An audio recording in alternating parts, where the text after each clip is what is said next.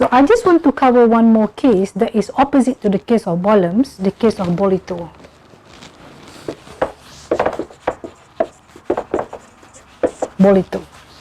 Bolito, you have this in your materials, that is at page 15.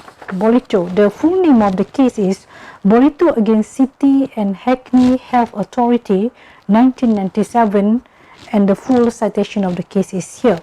But as again I repeat, if you can't remember the full name of the case, you just mention Bolito. So normally people will call Bolito's case. Right. What is the difference of the case of Bolito and Bollum's case here?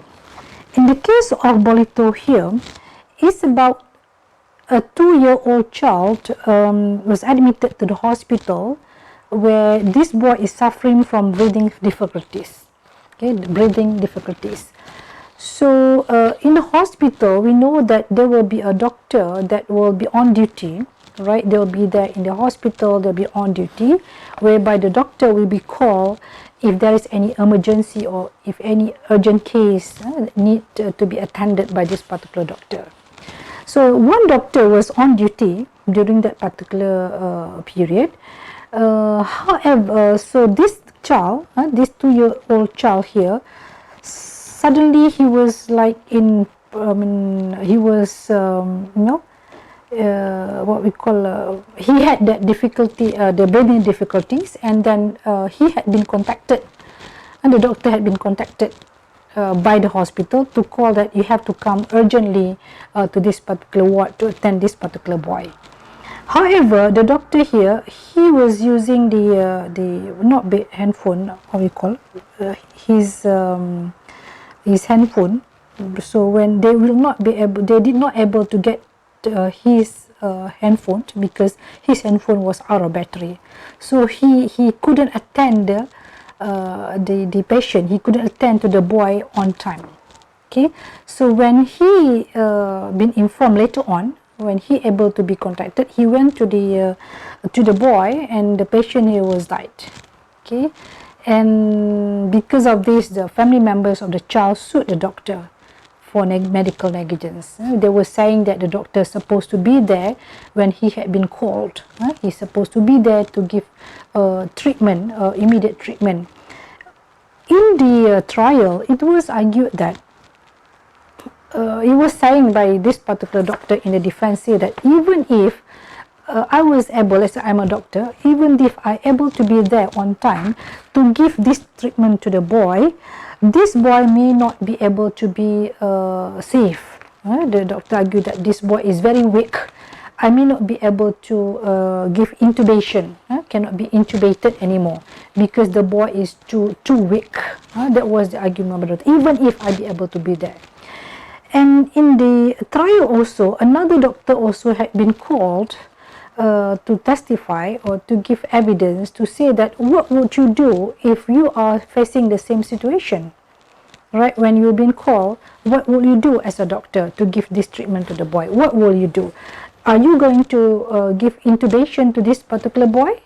And this doctor said that another doctor said that looking to the situations, to the health situations of this particular boy, even if I'm there, I will not give any intubation. Okay, why? Because he said that the patient is too weak, so there's no point you are giving any intubation.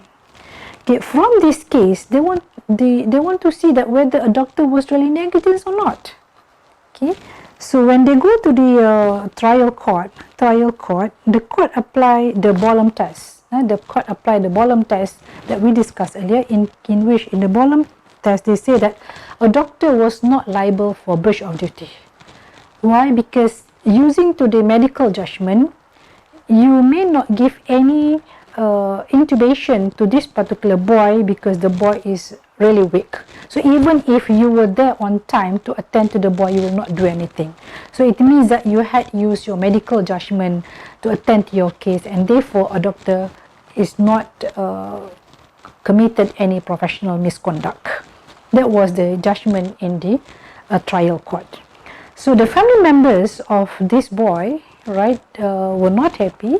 Then they went to appeal to the higher court, and in the court of appeal, the court looked again to the to the issue of professional misconduct. So the court looked again the case of Bollums, and the case of Bollums.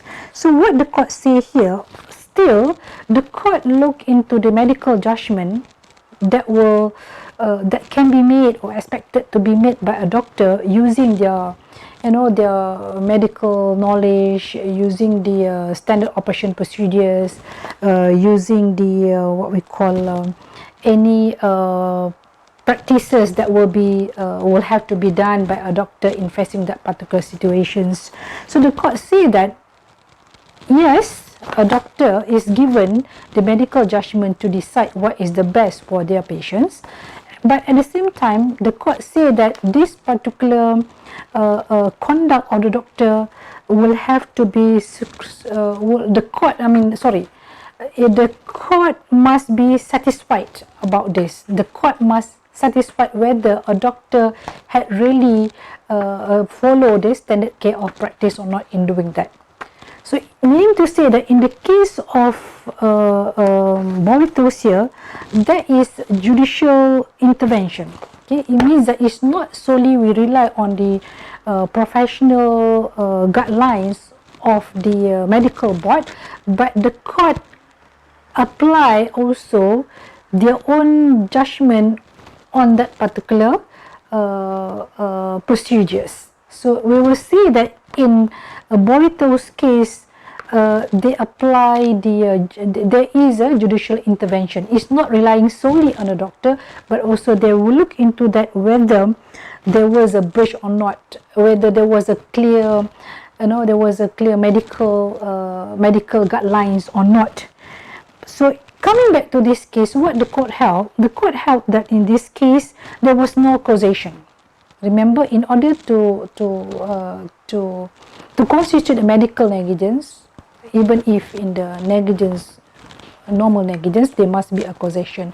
And the court said that there is no causation in this particular case. Why there's no causation? Because a failure of the doctor to come to the patient was not cause the death of the child. Right? Again, I repeat, failure of a doctor to come to the ward where a boy was treated was not causing death to the child. The child himself was very weak, and therefore there was no causation. But the only thing that there was a breach by a doctor was a breach where he did not make sure that his phone is full of charge, his battery is full, so that when you know that somebody is expecting, because I'm duty in the hospital, so they will call me at any time, so I must make sure that my handphone is fully charged so that I can be contacted at any time. So the court was saying that was a breach of duty. That was a breach of the duty of the doctor to failure to ensure that he can be contacted at any time, but not causing the death of the child. Okay, so with that, for now, we finish our lecture as introduction to the medical negligence. So try to look again, read the case of Bollums. You can have any other, you can read in the materials, and also look to the YouTube. You have the case of Bollums and Bollums. You can look into these two cases and try to compare it. Inshallah, we are going to discuss this case again in the tutorial. Thank you very much. Assalamu alaikum.